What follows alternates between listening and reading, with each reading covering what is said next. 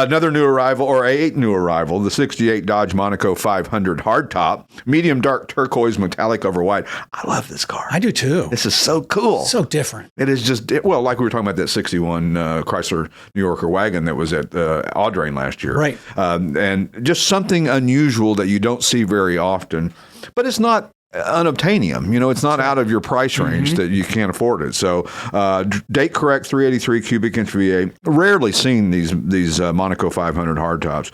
Very stunning presentation. Got the right stance and look and color. Or as my friend called it, a Monaco. Roger Miller said that would Picasso have a co-painter?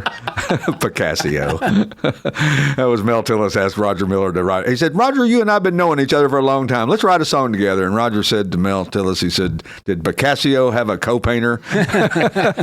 So they nixed the idea of that. So I probably told that story 100 times before. So if you catch our old episode, you can tell me how I did that. You may have heard that one before. And if you haven't heard it, it's new to you. It's new to you, yeah.